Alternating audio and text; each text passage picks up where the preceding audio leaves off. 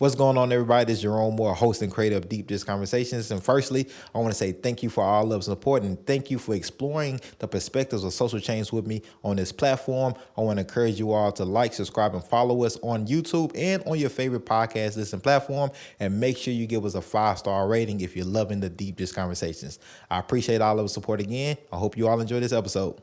Paul, how you doing? Welcome to the platform. Hey, good afternoon. How are you to say? I'm ready to get into this conversation. I'm ready to get deep on Deep Dish Conversations and get into, this criminal legal system of ours. And so you're a candidate for General Sessions Judge Division 6. That's correct. Right? How you feeling about it? I feel that this is an amazing time in our city, and I feel that this is a great time to be running for this position with my background and qualifications and the fact that I know how this animal works inside and out, and how that we can be in a position at this point of with Nashville and Nashville's voters to basically take control over how things are being handled in that court arena, actually. So I'm gonna go ahead and start it off. What makes you more qualified than your two opponents that you're running against? Well, that's an interesting question as far as more qualified. Everybody has their own qualifications. Everybody has some sort of experience. Everybody that, has a law degree. First of all, to be a judge, you have to have a law degree, obviously. It didn't used to be that way in Tennessee. We had judges that were judging cases that had never been to law school, which is That's crazy. Seems insane. But how the system worked for a while, to be commissioner, sometimes you didn't have to be an attorney. But now you do have to be an attorney, a licensed attorney. And my qualifications, I think, stand on the fact that I've been practicing for so long, and I've had a very heavy, intensive criminal practice, even though General Sessions covers civil cases too, and we have a traffic docket and things of that nature. And we have the MTMHI docket, which deals with people that are being held for mental issues or reasons. But the majority of the work in General Sessions Court is criminal oriented. Right. And with we have a felony jail docket, a misdemeanor jail docket. We have 4 or 5 dockets that run bond cases, and then there's some of the judges that are specifically for domestic violence cases specifically. But the judgeship I'm running for does not handle. It's not a specialty court that handles just domestic violence or just a certain amount of cases. It handles the whole circuit of cases. Right. So, getting into your background, what inspired you to want to be an attorney? Well, being an attorney wasn't something that I started off doing. It wasn't that I sat back and said, hey, I'm going to go to law school and I want to be an attorney. I was actually going to go to med school. I had medical background training. My father was a physician here in town for many years, and I was the only one of the three. I have a brother and a sister, so I'm one of 3 siblings, and I was the only one that wanted to follow my dad's career path. But things that happened in the 80s with the medical profession kind of soured me a little bit in the 80s and 90s from actually following through with that. And so I decided to take a break before going to med school, and I said, let me sell some pharmaceuticals for a while. I got a job after working for Al Gore for a little bit.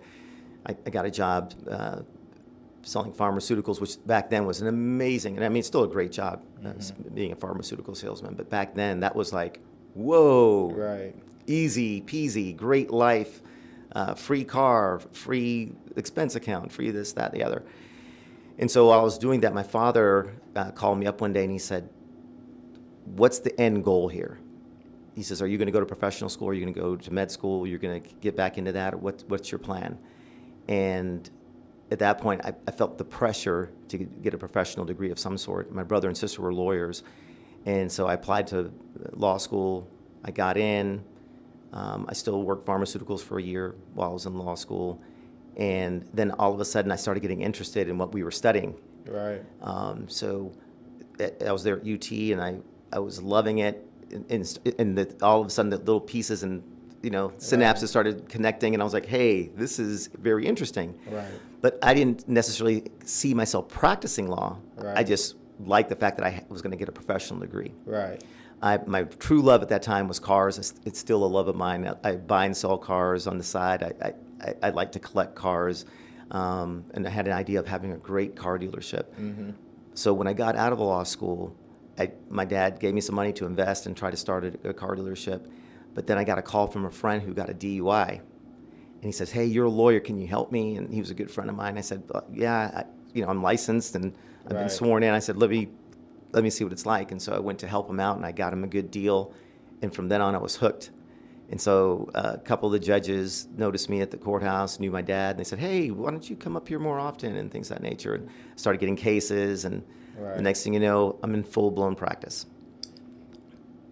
So before you got into law, right, how did you picture like our legal system here in the United States? Did you ever think about that? Have you ever been affected by that in any way, or what was your proximity to it? I had seen my dad handle a couple of lawsuits. He had attorneys and things of that nature. And the only connection with courts that I had at that point were tickets. And I had received, there was a place here, a lot of people might remember, there was a little town in between Madison and Hermitage called Lakewood. And they had a speed trap. And I got my first ticket that I ever received there, and the last ticket I ever received there. And so my thing with the legal system, that's pretty much all I knew. I'd never gotten in any trouble or anything like that. But when I had that first ticket, I'll never forget. I was 15 years old. I got pulled over driving a friend's car following my pastor. And so, of course, I'm a young black kid driving a car, following my pastor, and everyone knew that was a speed trap. And the officer pulled me over, and he accused me of going 80 miles per hour in a 45. I think it was 40 or 45 at the time, which was impossible, first of all. Right. I'd never been driven that fast in my life, and I was 15 years old. Right. And I went to court, and my brother went to court with me, and I'll never forget how the judge treated me. And he just basically didn't believe me and said, "Why would the officer lie?" But I knew it was a lie. Right. And I'll never forget how I felt that day. So the last ticket I got there was when I was a 3L. I was in the middle of my 3L year. I got a ticket there. And of course, I knew the area. I knew not to speed through the area. I got a ticket, and the police officer pulled me over. And I'll never forget, he walked up to my car, and he spit tobacco on my car. Wow. While he wrote me a ticket. And I said, "Sir, I was not going the speed that you're saying I was going." And he says, "Well, you can tell that to the judge." And I'll never forget going back to school and how mad I was. And I created this chart, and I started writing down everything I remembered about the stop and everything. And when I went to court on that ticket, the judge, there was a full courtroom of people, and the judge called my name. And I went up there, and he says, "You can be representing yourself?" And I said, "Yes, sir, I am." And I started taking out all the graphs and charts that I had prepared, and I was going to light that officer up. And I'll never forget, the judge looked at me, and it was the same judge that gave me it was the same judge still at that time. Same judge. Yes. And he looked at the officer, he looked at me, he looked at the people in the room, and he says, "Well, you know what? With all the work this young man's done, I think I'm just going to assume that he's going to win this case. I'm going to go ahead and dismiss this ticket." Wow. And that's when I realized the power of being prepared, Right. and standing up, Right. and not backing down. The power that you possibly can have in things. And so and it's kind of carried over. And I always remember that story when I'm thinking about things that have happened to me and things that have happened to other people, when I see what they're going through and listening to your clients. Because a lot of people say the client probably did it. Right. When they're accused of a crime. But the thing is, that assumption is a terrible assumption to start off a case with. So I tell my clients, I don't care if you did something really bad. You tell me exactly what happened, so I can always be more prepared than the other person that's going to be accusing you of something. What are some of the cases that you worked on as an attorney and to this point that that feels it has prepared you and readied you to be criminal court judge, general sessions judge for Division 6? I think there's accumulation of cases. Right. There's accumulation of cases. I handle simple cases. I handle simple possession cases, trespass cases. I represented a police officer the other day on a trespass case, all the way up to homicide cases. I just finished a 5-day trial this past week, a first-degree homicide case. And I handle these cases in different counties. I've seen how all the different judges, how they operate. I see the different DAs, how they deal with people. Relationships in who you know, how you know the judge, how you know the DA, how you know this person, that person, makes a difference in how cases can sometimes come out. Because a lot of it has to do with negotiation, a lot of it has to do with plea deals, a lot of it has to do with what the judge expects, what the judge will allow, what the judge will take on a plea deal, or whether they'll accept a plea deal or not, because sometimes judges won't accept a plea deal. Right. And so over the 28 years of practicing and seeing what's been happening and how it's been put into action, I think all of those things prepare me. So I've handled well over 10,000 cases. I on some of my materials I put I've handled 10,000 cases, but it's far more than 10,000 cases that I've handled. But you start quantifying and adding them up. Right.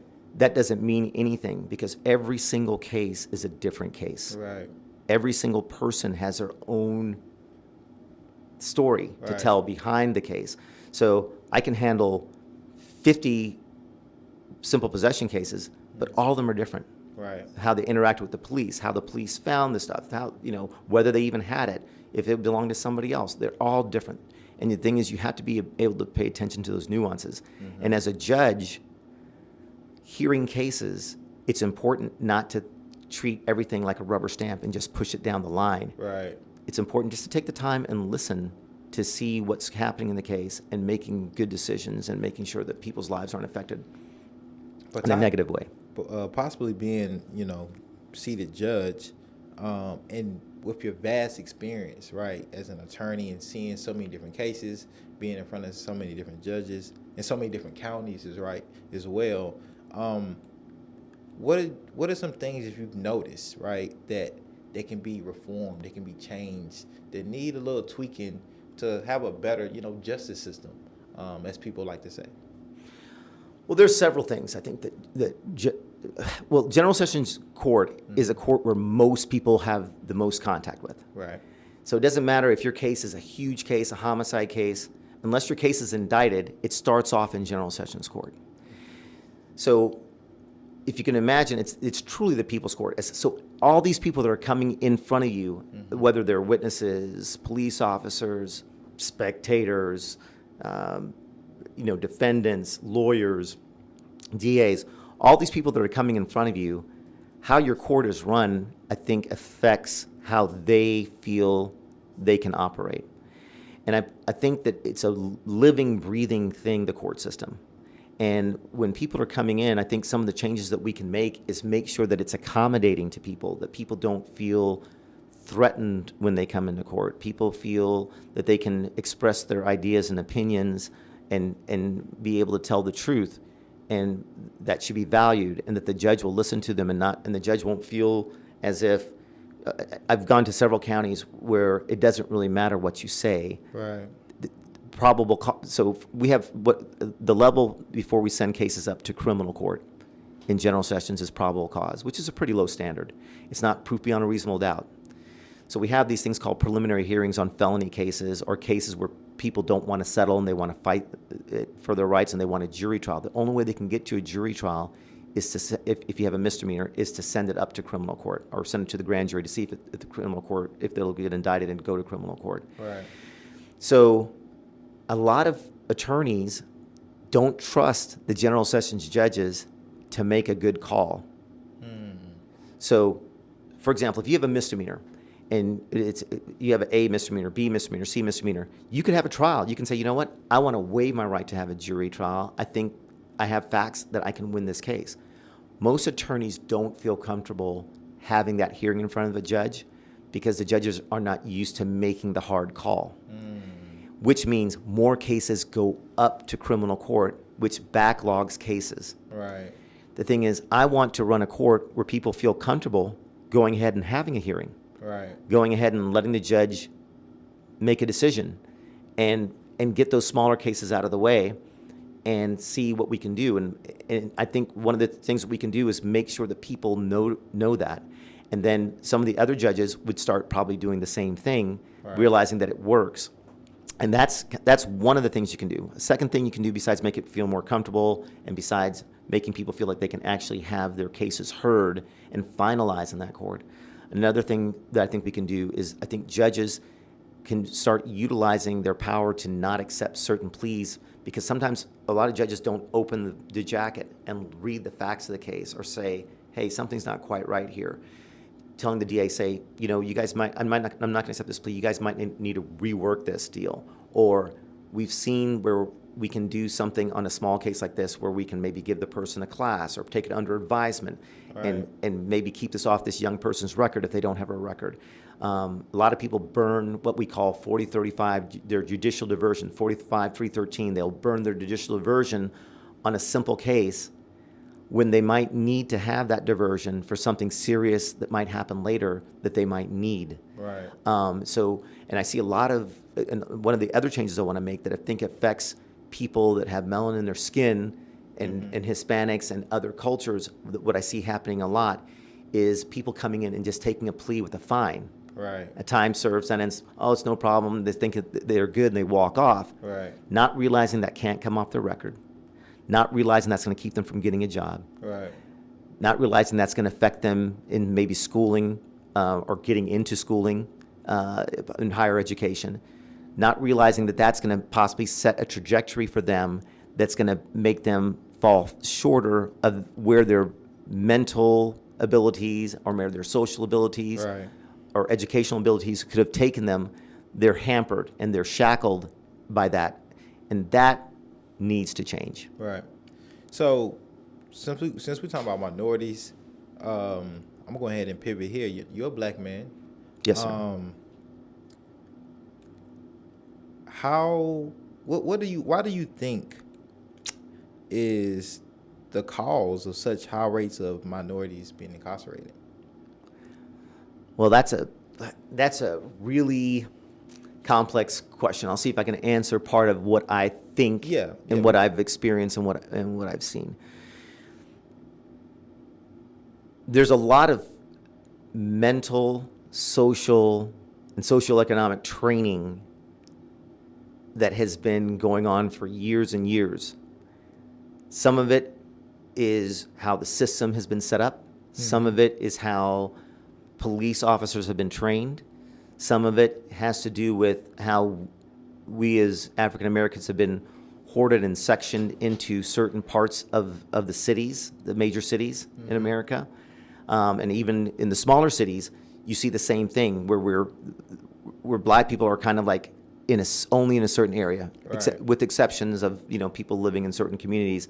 There's a black part of town. There's a Hispanic part of town. The Kurdish people live here. It's the same thing. It happened in Chicago. It's happened in New York.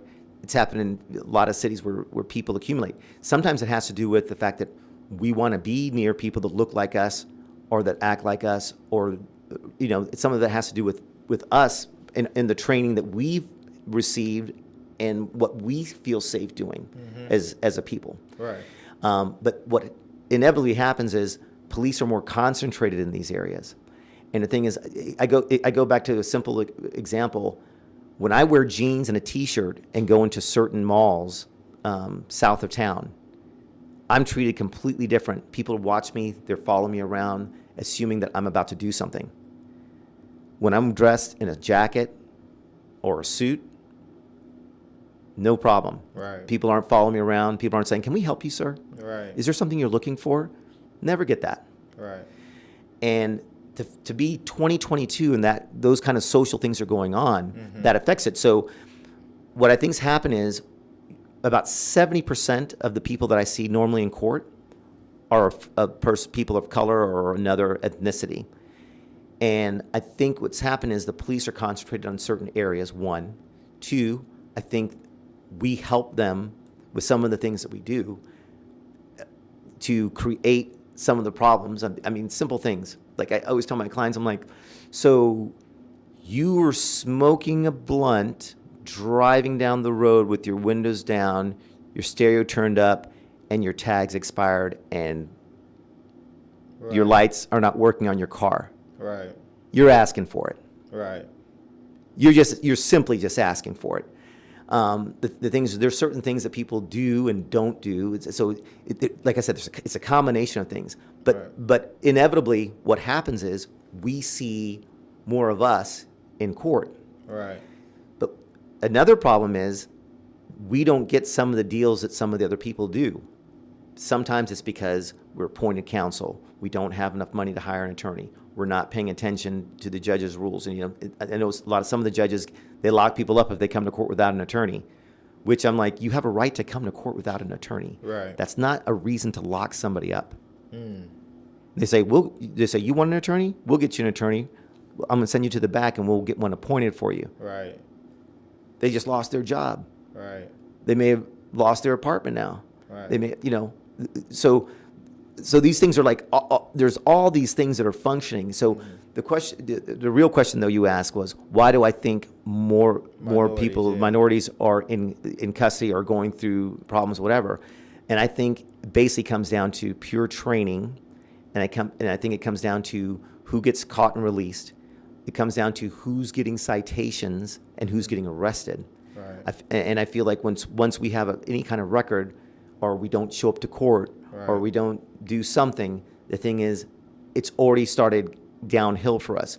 And so I think honestly, people with melanin in their skin, they start at a disadvantage right off the rip in the court system. Right. And I think judges need to realize that situation and be able to recognize that and to be able to alleviate some of the things that are happening to those people when they come in front of the judges. And you brought up something that I think is a hot topic that should be broached more is appointed lawyers, right? Mm-hmm. So if a judge, say the DA's office is backed up, right? They don't have anybody available, so a judge can appoint a private attorney to a case that is not affiliated with metro government. Okay. Some people feel like there might be a conflict of interest. What is that relationship between the attorney and the judge? It might go in the favor of a defendant, or it might go against. Just depends on the representation, right? How do you feel about that? And I guess as a judge, what kind of checks and balances could it be with judge-appointed attorneys that judges can do to kind of say, make sure you're representing that client properly, you're communicating with him or her, and doing all of those things, and not just kind of, okay, I'm gonna appoint you, this is your attorney, and then like that's it.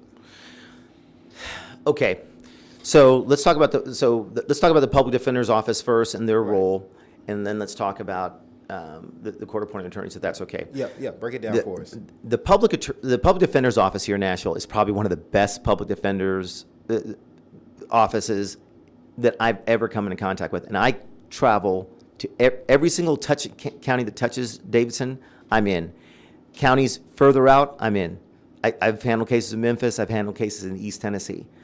But the thing is, majority of my practice is Davidson County, and then I do the other counties. And I see how the public defenders act in the other counties and what they do and what they get accomplished. And I'm telling you, I'll put our public defender's office up against any public defender's office I've seen in other states that I practice in. Mm-hmm. They are amazing, and they fight hard. And there's a training process. Some of them are new and whatever, and of course, but overall, they're amazing. But like you said, they get backed up because they have a lot of cases. 1, 2, they have conflicts. So if they've represented somebody in the past that might be a victim on a case, in this case, or they might have a pending case going on, then that conflicts them off. So then it kicks those people out that can't afford an attorney. So then the next step is for them to contact the judge's office or to reach out to somebody to get a court-appointed attorney. And a lot of times the clerks for the judge or the judge's secretary, they try to do that, and sometimes it's done right there on the spot. If we have victims or people there, we try to do it on the spot. Judges, I think, need to be very careful to look at the type of case that they're appointing just someone that happens to be in the courtroom that day that's a private attorney or someone that's seeking appointments. There's no problem with that. Those attorneys have gone through the same training. but the question is experience and whether or not they are in a position to handle the case properly. And so I think it's imperative that the judge is involved in making sure that when they're appointing a case, that the person's up to snuff, up to speed, things of that nature. If a judge sees that the attorney they appointed is not doing that work or not putting the effort in to represent the person, the thing is, there's nothing worse than someone feeling like someone's just trying to collect a check and doesn't care about the representation of the person. And the thing is, if the judge cannot see that, that's a problem. So a lot of judges haven't practiced for years. Right. They haven't seen what it takes. They can't tell by looking at a case what happens. I can size up a case really quickly and say, okay, there's some problems here. This is where the attorney should be focusing or whatever, and here are the issues, right, and whatever. So as a judge, if you see that the attorney is not doing that, right away, you need to say, okay, I don't maybe need to be doing that, or maybe I need to get this other person a new attorney. The judge can do that. The judge can put the brakes on and say, you know what, we need to stop this hearing now, or how the conversation is going. I saw a case the other day where someone got appointed to a case and they tried to resolve a very complicated case in just a few minutes, when they should have said, Judge, I need a reset. Right. I need to take a look at this. I need to, sit back for a second and try to talk to my client. They just launched right in. That's a bad position to be in. And because I do so many cases, and because I've done so many cases, right, and because I've seen this happen before and recognize who the players are, I think it's important and imperative that the judge, whoever becomes a judge and whoever gets his seat, has that understanding and sees it and can stop it right when it happens. But and the second part of your question was basically asking about the situation with, the relationship between judges. Some judges had their favorites. I mean, that shouldn't necessarily be, I don't think. I think they should basically just make sure that people are getting the proper representation. But then some judges are appointing people that they know can handle heavy cases and can handle very serious situations. So they don't want to hand it to somebody that's novice, that's just learning the practice. Right. And I also think that we need to reinstate the training programs that we have for all these young lawyers that are coming in, that are practicing in the courts, to make sure that they have the proper orientation and who to lean on and how to get help if you're having some issues. So I think some of those things could alleviate some of the problems. And I think people that are well-trained and become judge should be able to influence how that's done, and maybe a change in how we do things, because how it's done now sometimes is problematic. Cash bail, money bail. Okay. Hot topic. Should money even be associated with a human body?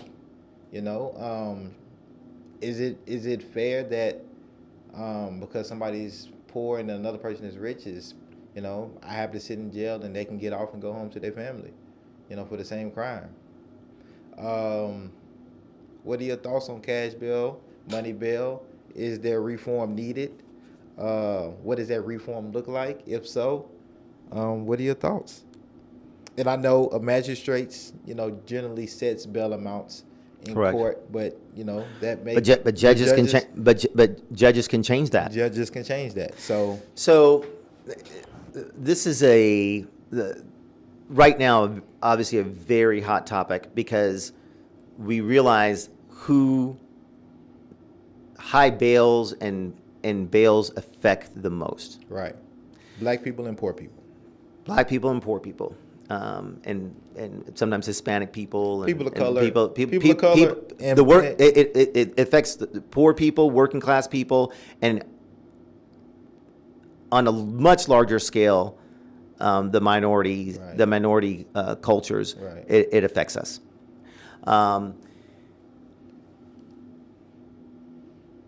I think that when magistrates and judges are looking at bond, well, first of all, do I think that cash bails should be allowed? Yes, I think they should be allowed, because there's certain crimes that I think there needs to be some sort of monitoring. One, like there's different types of monitoring you can do. And I think there needs to be a cash amount if you relieve the person, like on a violent crime or things of that nature. those cases need to be looked at and reviewed, especially if it's not a one-time offender. First-time offenders, nonviolent offenders, simple possession cases and things of that nature, I think should be citations, honestly.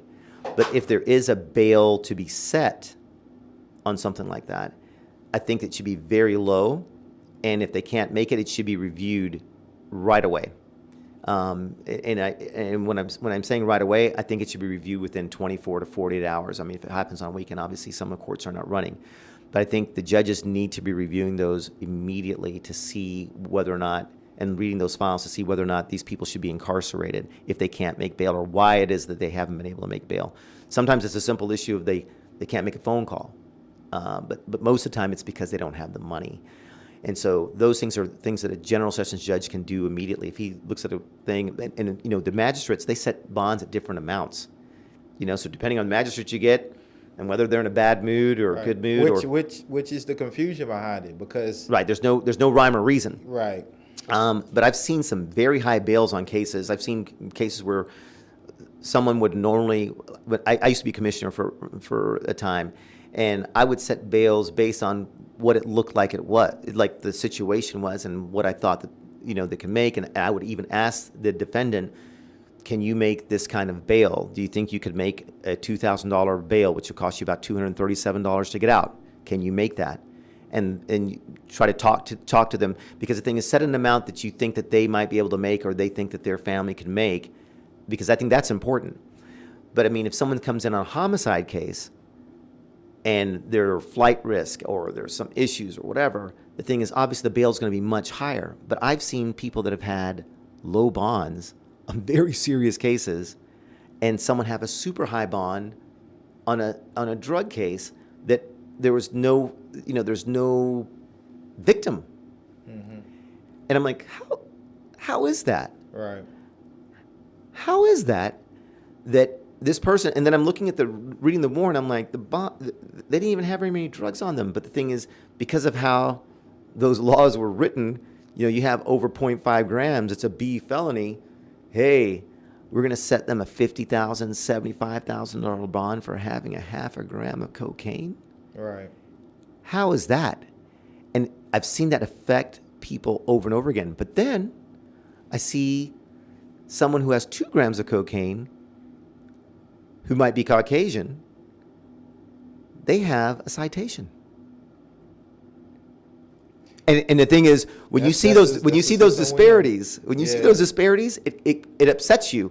And when I tell other people this, it doesn't matter what their skin color looks like or whatever, their mind is boggled immediately. They're like, "Are you serious? That happens?" Right. I'm saying, "Oh, it happens."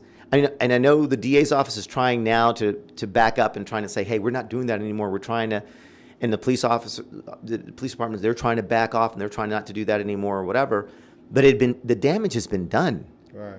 The damage has been done. How do you undo that damage? How do you undo the damage that it's cost these people, and people have like mortgaged their houses and taken all their life savings, mm-hmm. mothers, grandmothers, people that have worked these barely living wage jobs, right. and they send their retirement getting their kids out of jail or their grandkids out of jail.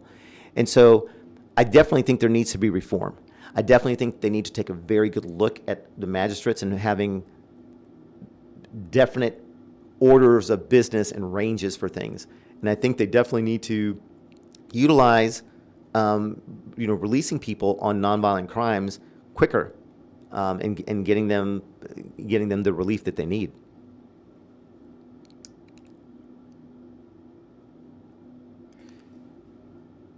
Accountability is a big thing. And court watch is one of those things that I feel community can really get a look at and see, and how judges are practicing, how they're making their decisions, and just understanding what is going on in the courtroom. Because unless you have to be there, which we don't want you there, you may not know what happens.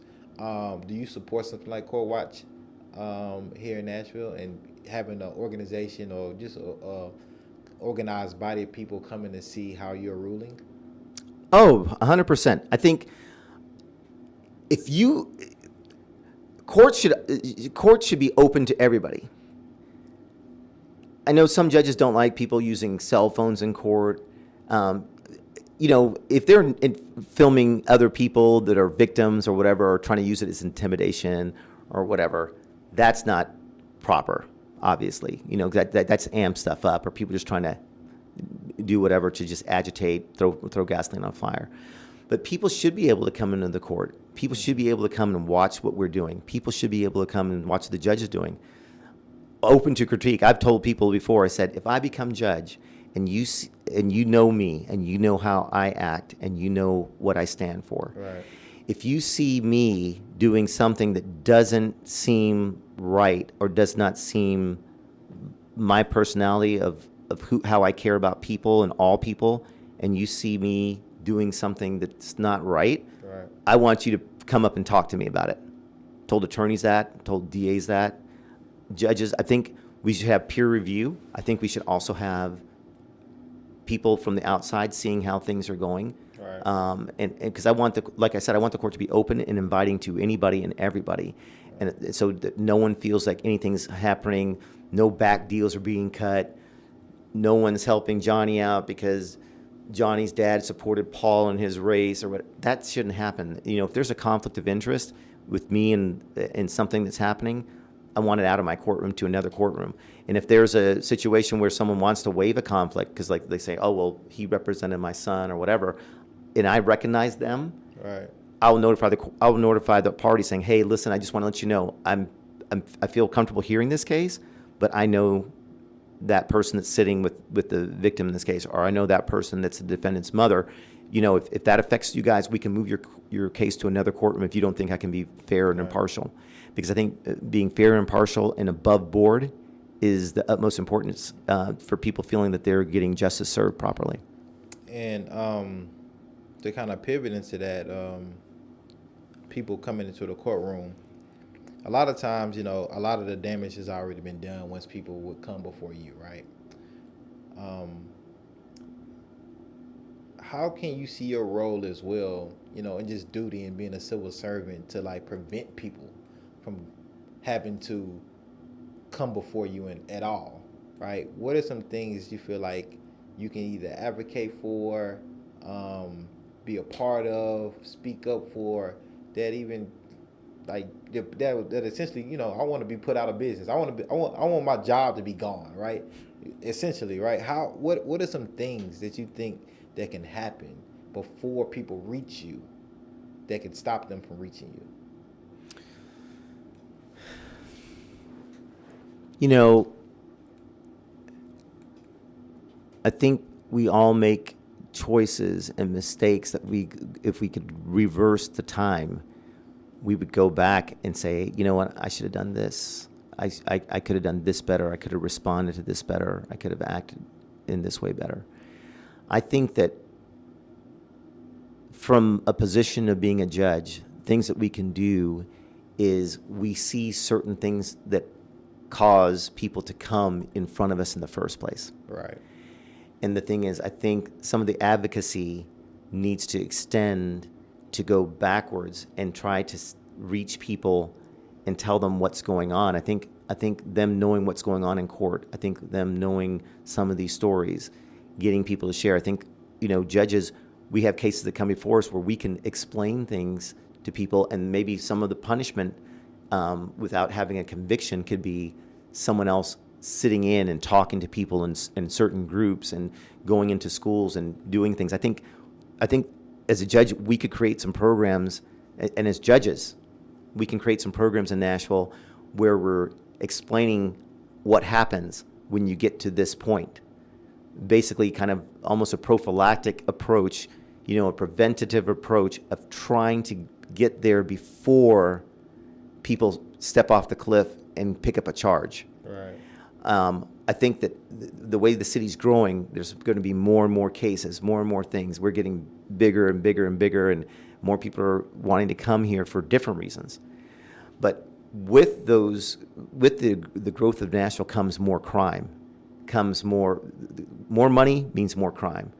More crime it means, everything we need more police, or we need more activism, we need more of this, we need more of that. We need more of everything, because the thing is that as you're filling up the pot, the thing is you have to do something before it overflows, obviously. And so we need to be deep, scooping in and deep dishing, as you might say. You might probably like that. But we need to deep dish and scoop out some of the bad things and try to see and take a look at them and see what we can do. So I think we can have programs. I think we can get involved in schools more. I think we can have programs to get involved in schools where we advocate and come and tell them some of the stories that are happening, so that these the youth can see what's happening in our systems. We can have more of I think we should invite more of the schools to come in and see some cases, to see what they're going through, because people think it's cute and they think it's funny, but you have a group of kids sitting there and they see what's happening in court and how serious some of this stuff is. Right. I think maybe sometimes light bulbs start going off. Right. And I think that's one of the things. I mean, there's plenty of things that we can do, For sure. but I think that's one of the things that I can think of right off the bat, that we can get the community involved and get people involved. And I think it'd also be good for the defendants that are going through cases and whatever, if we have them on an under advisement plea where they have to speak at a couple of events and do a couple of events and talk to these kids and whatever, telling them what happened to them, tell them their story, help them to realize maybe this is a breaking point for me. Right. And I've been getting an opportunity to try to correct what I'm doing and influence these other people coming through. And that makes me want to talk a little bit about restorative justice, right? Because their restorative justice pieces, one, you have to take accountability, right? You have to admit that you've harmed someone or harmed a family. But I think that also allows judges in the court system to take a deeper dive on why that person, did that offense. Right? Why did you, steal that purse? Why did you take that car? Why did you, commit whatever type of offense that you committed? And it's layers, right? And you kind of mentioned this before. It's just layers underneath that. Mm-hmm. So how does restorative justice play into your rulings as a potential judge? Well, I think that a lot of cases I see in general sessions, there might be a fight between girls that in college or whatever, or roommates, or it might be over a boy or whatever it might be, or over a girl. I mean, I'm not trying to say that only girls fight over partners or whatever. Yeah. But the thing is, sometimes you're doing the hearing, whether it be a preliminary hearing or whether you're doing a trial. They decide to do a trial, and you're doing that, and you see all of a sudden this happened because they didn't communicate. And the thing is, a judge can stop a hearing. A judge can, or if we're having a trial, a judge can, when they're giving their ruling, can say, you know what, this is the situation. And they can ask questions. And I think that's why I want to be a general sessions judge more than a criminal court judge, because a criminal court judge, maybe on a probation violation, can hear something, or maybe if they waived a trial, can dig into it. Right. But otherwise, they're just basically there to run the trial and let that go. But in general sessions, you can have these open and raw conversations, which I've been very good over my career talking to clients and getting to the crux of the matter. And I've been very good at talking to victims of crimes and finding out what's going on from them. And I've settled a lot of cases because I was able to get the parties to talk and work it out so that it wasn't a problem. And I've restored friendships. Right. I've restored families. Families have been fissured by events. Great relationships have been fissured by events, because most crimes happen with people that they know or have knowledge of, or invited into their lives or whatever. Some crimes, the people don't know each other, just being random. Right. And those are cases that are very dangerous. But if we can get people together and get people, like someone vandalizes someone's car, does it help for someone to go to jail for vandalizing someone's car? They need their car fixed. Right. They want to, that's their transportation. Right. If they didn't have insurance, they might not be able to drive that car for a while or whatever. But the thing is, this person might be able to fix it, or their grandparent or friend might be able to help them lend the money, or they can do something, and and just you start getting them to talk, and you start getting them to repair, and you start getting them to feel, and you turn the whole thing around, and you turn a mess into maybe something that helps them become better people, both sides. Right. And forgiveness is a big part. I mean, Right. the victims play a big role when people need to acknowledge that they did something wrong and trying to fix or restore the person. Right. Now, you potentially could be judged for 8 years. Right? Yes, sir. Almost a decade, right? When people Google your name, something comes up, right? At least when I Googled it, right, doing my research. And it goes about your disciplinary actions. Yes, right? sir. You had one in 2003, 2004, 2006, two in 2006, 2015, and 2017. There might be voters out there that see this. Like, let me look into this Paul guy. Let me see, see what his platform is, and that pops up. They say, oh, wow, okay. He has to be, suspended, on probation, be reprimanded for this and reprimanded for that.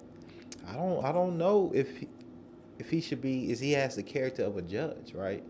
What would you say to those folks, and want to elaborate on or extrapolate on any of these particular situations that have happened, through these years? Sure. What happens inevitably in a very, very busy practice, sometimes you get on the radar, so to speak. And while some of the disciplinary actions that I've received I felt were uncalled for, because I've seen other attorneys that didn't get disciplined for some of the things I've done. Any mistakes that I've ever made or anything that I got accused of that I didn't do. But the thing is, other people are the ones that are the judge of you.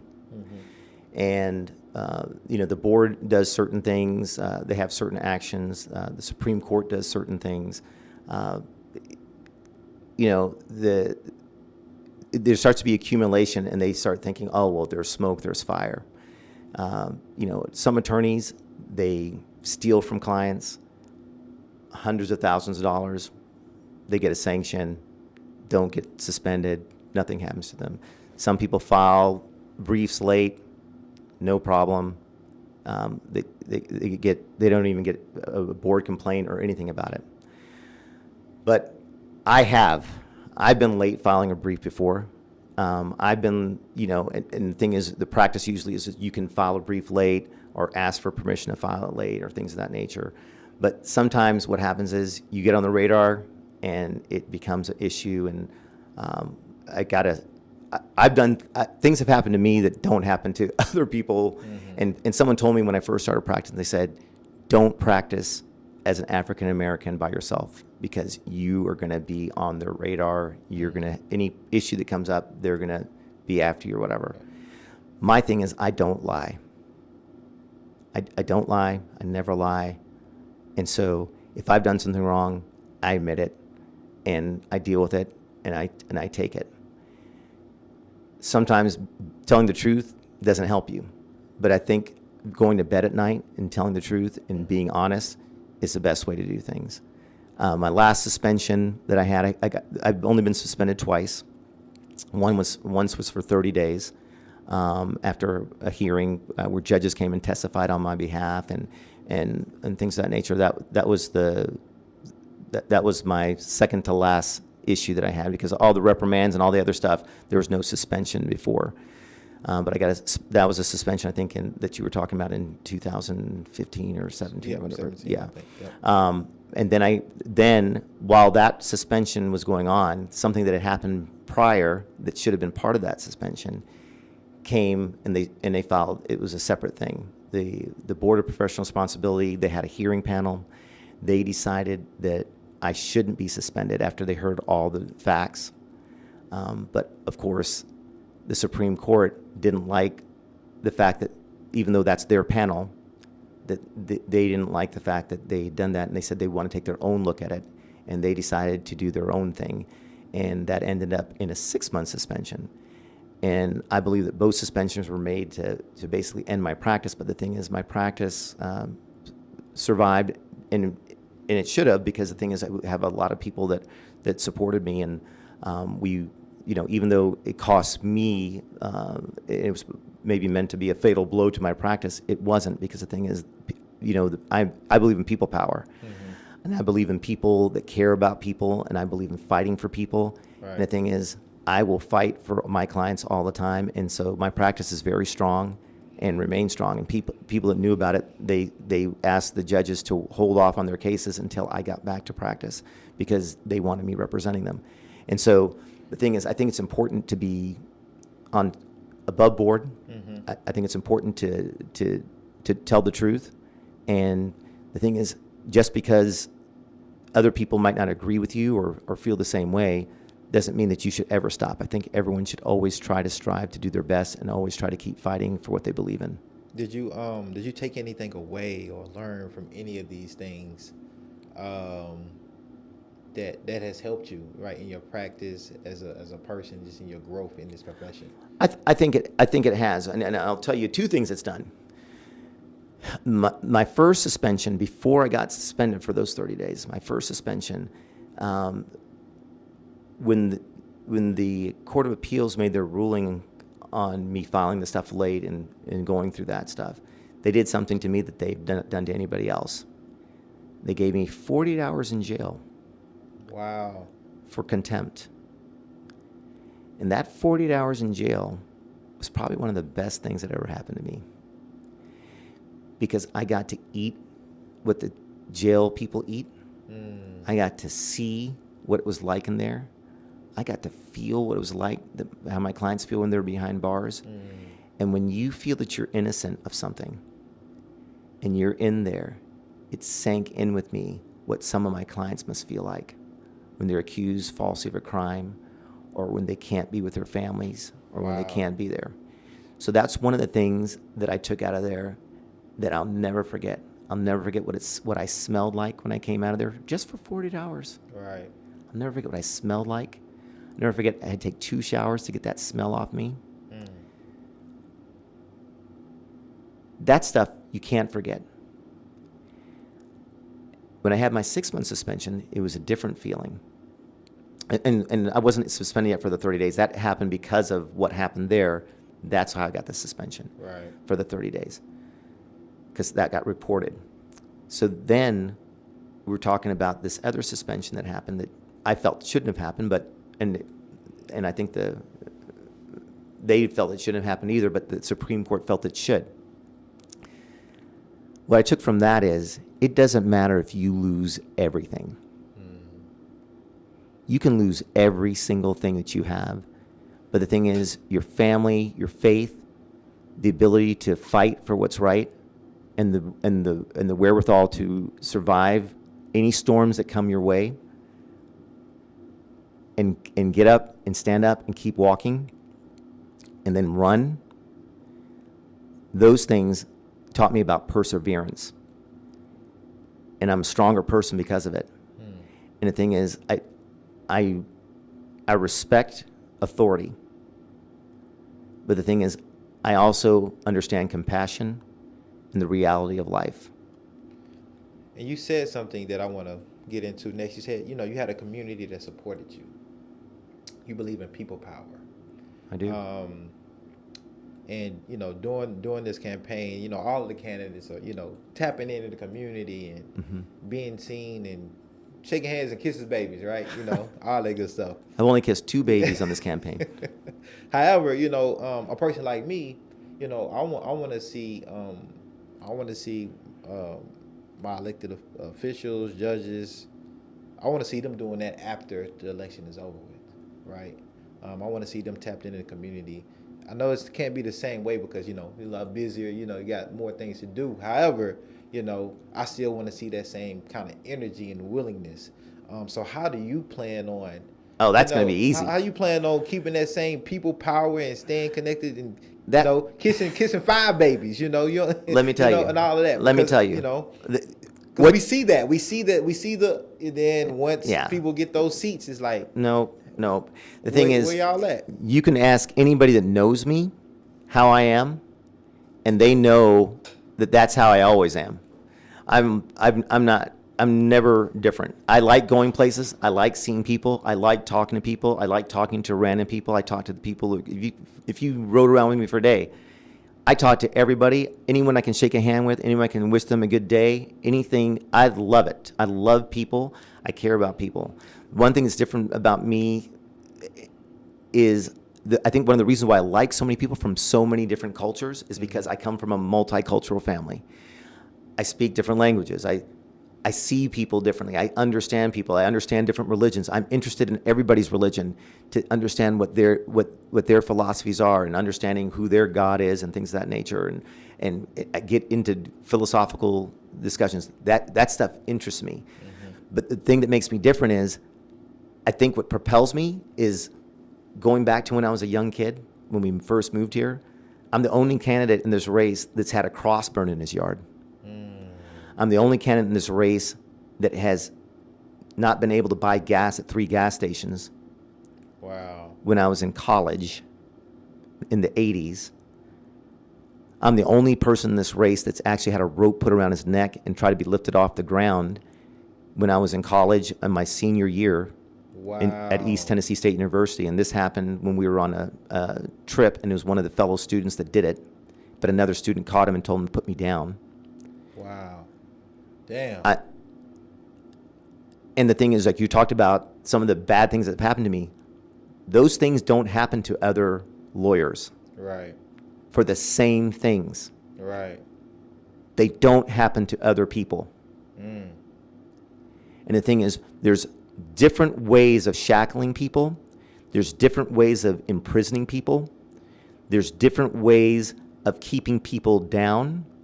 And the thing is, this city and a lot of the people in the city have been suppressed and kept down and shackled in different ways. Right. And it's modern day shackling. Right. And the thing is, we've got to put an end to it, and we got to treat everybody with respect. We got to treat everybody like they're the most important thing going on. General Sessions Court can slow down. We don't need to be rushing through dockets and getting done at 11 o'clock. If we get done at 11 o'clock, great. But the thing is, I'm going to still be around just in case someone didn't make it to court because their car broke down, or they got a flat tire, or they were sick. What does justice mean to you? And what does justice look like as you as judge for General Sessions Court Division 6? What does justice look like? Justice may be blind, but and justice should be blind. And when they talk about justice being blind, we're talking about the fact that justice should be able to see who's coming before it. I think it's not that justice should be blind and just do whatever they want to do, because people say, oh, that's just a blind luck. It's not throwing darts. No, it's not that. Blind as to whoever comes in front of it should be treated equally and fairly. But as we know, when one of your senses is taken away, all of your other senses are heightened. Your smell, your taste, feel, all those other things, all the other senses, they are enhanced in how you hear. And the thing is, we have things called hearings in court. And the thing is, yeah, you can have all the hearings you want, but the question is, are you listening? Right. And the thing is, justice, I think, requires people to listen. A good judge should listen. A good judge should feel. A good judge should have compassion. And I think justice is served properly when everything is working together. And I think we as a community need to be working together. The DAs, the lawyers in court, whether they be public defenders or private attorneys, everybody, and the police officers, everybody needs to be working together to try to make sure it's fair and correct. And the thing is, a lot of police officers, even though I'm a defense attorney, a lot of police officers respect me because I understand their job. And when they do their job incorrectly, I basically point it out to them and make them better police officers. I bet you I'm probably one of the only attorneys that some police officers have on speed dial on their phone, and they call and ask me questions sometimes, a defense attorney, because they're like, do you think this is right? Right. And I think that shows that people trust me, and they trust my opinion, and they know that I care about how things are supposed to be. What does 8 years look like as you and judge as criminal? I keep wanting to say criminal. General Sessions Court, Division 6. What does that look like? Almost a decade, you know. So it's not like you get a vote again in 2 years or 4 years. Like, no, we get 8 years of Paul, you know. So what does that 8 years look like? I think that 8 years looks like a court that's going to be run in a way that other courts are going to start trying to operate like, and that we start working together. And the thing is, if you think about 11 divisions, Right. 8 of them doing what I do, what I'm hoping and praying that I get to do, 8 courts doing that, and the other courts sometimes rolling onto our network of rotation of cases, I think you'll see a very fine-tuned machine that will start to affect the whole city. And I think that it'll grow more than just to be just the courts. It'll grow into making our city a better and safer city, and a city where people feel comfortable and feel like justice is being served on a daily basis like it should be. And people understand that even though this is a pay cut for me, it's a win for the whole city, because this is not about money. This is not about power. This is about, this seat belongs to the people, and the people need to feel that they're getting what they're paying for. Right. And I think that's why a vote for me is a win-win. What is a win-win? Yeah. Play on words right there. And speaking of voting, why should people vote for you instead of the other 2 opponents that you have? Well, I think there's been a lot of talk by the other opponents talking about what they want to do and their experience and whatever. But I've been fighting for the common man for all my career, not part of my career, all of my career. And I've been working with DAs and fighting and trying to get them to understand things for all of my career. And I'm integrated with all the communities in Nashville. I have friends everywhere, and I know, and the different things I've done, the different jobs I've had, being a commissioner, being a private attorney, taking on cases pro bono, doing all these things. I've done murder trials pro bono because the thing is I believed in the person, Right. and I didn't want to leave them hanging. Right. People should vote for me over them because we're all qualified to do this job. Some of us have practiced a lot longer than others. But the difference is who's going to work harder, who wants to be there for the people, who wants to make changes, real changes, not superficial, and who's just going to be true to who they are the whole time and unapologetic for being true. I'm a true person. How can people support you at this moment, Paul? How can I find out more about you, reach out to you, support you in different ways? How can they do that? Well, we have different platforms, but my website is www.paulwalwynforjudge.com. Instagram, paulwalwynforjudge.com. On Facebook, paulwalwynforjudge.com. They can reach out to me and my staff, and there's all kinds of links and things that they can do. But how people can really support me is they can tell their friends to come out and vote early and often. I always say, but the early voting starts April 13th and runs for 2 weeks. And then May 3rd is the actual one day of voting at all the precincts. But April, I would like for people to come out in droves. I'd like people to come out and make sure that their vote is heard, tell their friends, family. Some people are saying, well, I don't even live in Davidson County. I say, yeah, but you don't live in Davidson County, but you have friends that do. And they're like, well yeah, I do. I said, share. Talk about it. Let them know this is important, and this is important for them. I want to serve them. I want to serve them. It's definitely important. It's 8 years. It's a long time. And, judicial elections, our criminal legal system, local, it hinges on you all. So I advocate for everybody to get out there and do your research. And it's 8 years. It's a long time. We got to get this right. We got to get this right, and we got to do our due diligence when we talk about our judges and other judicial officials here in Nashville and Davidson County. Paul, I want to leave you with the last word. If there's anything that you want to share with our viewers and listeners, maybe that I didn't get to with my questioning today through the interview.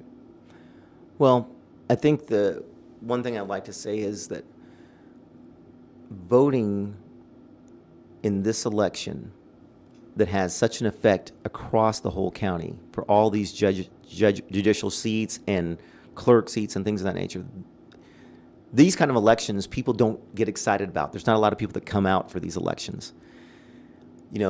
Out of the 700,000 registered voters in the Nashville area, probably only 30,000 are going to show up, if that. Maybe we'll get 30, 40,000. It was like 25,000 the last 20. Yeah. But I think the thing is, we're hopeful that people get a little more energized about this one. Right.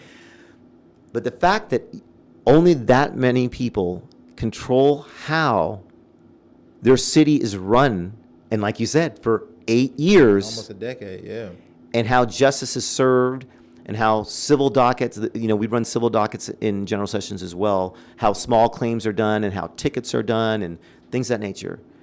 Those things touch everybody. Everyone, like most people have gotten a ticket. Most people have had something civil happen to them before. Most people have had a credit card that they forgot in college that they didn't pay off or whatever. There's so much contact with people in these courts, and these people that you're electing are going to be there and if they're the wrong pick, they're going to be hammering people for 8 years. Yeah. That's not what so we people need. have to come to vote. People have to come out to vote specifically, vote with intent, vote with your heart. Vote with your heart. Well, Paul, this was amazing. I learned a lot, took away a lot. I hope the listeners and viewers did too. And just thank you for your time and thank you for the work that you're putting in. And good luck. Thank you so much for this deep conversation. I love your setup. Man, thank you, man. I appreciate you having us out. And we got to have you back. We can talk about all kinds of stuff. Yeah. Because the thing is, there's so many things going on in the city. So many. But anytime you want to talk about something, I'll talk about anything. Y'all heard it. It's on record. Thank you, Paul. Thank you.